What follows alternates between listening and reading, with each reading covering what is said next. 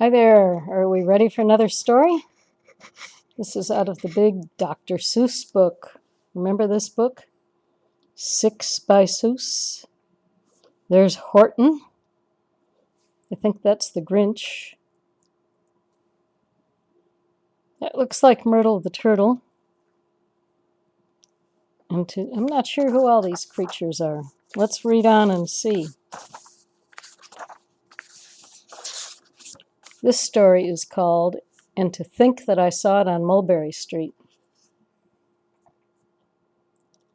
Well, what do you think is happening there?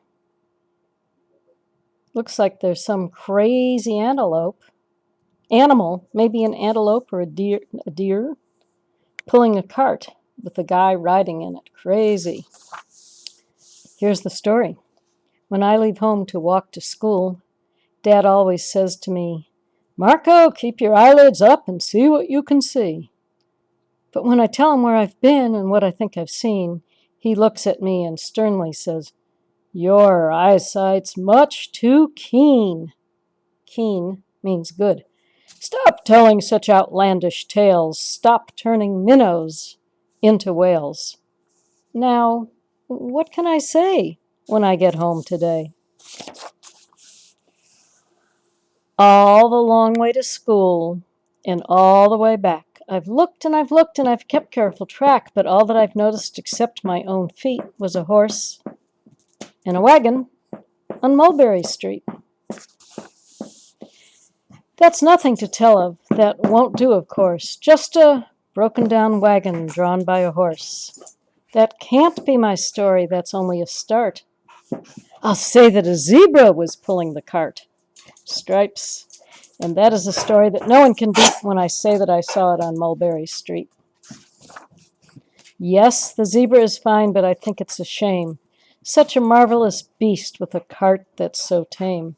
The story would really be better to hear if the driver I saw were a charioteer, a golden blue chariot, something to meet, rumbling like thunder down Mulberry Street. So a chariot is another kind of cart or wagon, and it's one used in the olden times, and it was for very fast travel. No, it won't do at all. A zebra's too small. A reindeer is better. He's fast and he's fleet, and he'd look mighty smart on Mulberry Street. Yep, there's our reindeer. There's our chariot kind of cart. Hold on a minute. There's something wrong. A reindeer hates the way it feels to pull a thing that runs on wheels. He'd be much happier instead if he could pull a fancy sled. That is a fancy sled. Looks like fun. A reindeer and a sleigh. Well, anyone could think of that. Jack or Fred or Joe or Nat. Say, even Jane could think of that. But it isn't too late to make one little change. A sleigh and a elephant. There's something strange. I'll pick one with plenty of power and size, a blue one with plenty of fun in her eyes. And then, just to give her a little more tone, I'll have a Raj with rubies perched high on a throne. Look at that guy riding on the elephant. Say, that makes a story that no one can beat when I say that I saw it on Mulberry Street. But now I don't know. It still doesn't seem right. An elephant pulling a thing that's so light would whip it around in the air like a kite. But he'd look simply grand with a big brass band. Well, look at all those instruments. There's the drum. There's the organ. There's the horn. Another horn. A tuba. Tuba goes ba pa pa. But he looks simply grand with the big brass band. Look who's here looking at me. Oh, Mr. Pepper. Pepper, lie down, please. Go on down. Thank you, good boy. A band that's so good should have someone to hear it, but it's going so fast that it's hard to keep near it. I'll put on a trailer. I know they won't mind if a man sits there and listens while hitched behind. But now, is it fair? Is it fair what I've done? I bet those wagons weigh more than a ton. That's really too heavy a load for one beast. I'll give him some helpers. He needs 2 at least. But now what worries me is this. Mulberry Street runs into Bliss. Unless there's something I can fix up, there'll be an awful traffic mix-up. It takes police to do the trick, to guide them through where the traffic's thick. It takes police to do the trick. They'll never crash now. They'll race at top speed with Sergeant Mulvaney himself in the lead. Oh boy, what do we have here? We got a police, 1, 2, 3 police, 1, 2, 3 big animals, 1 king.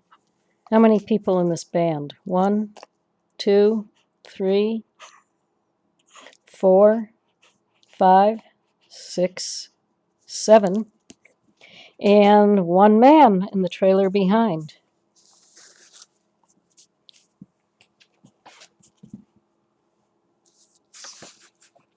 The mayor is there and he thinks it's grand and he raises his hat and they dash by the stand where the mayor's standing.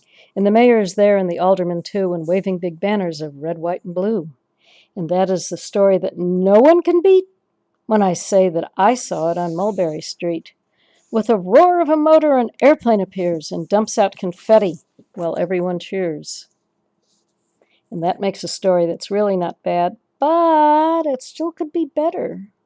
Suppose that I add. What's he going to add? What's next? I don't know.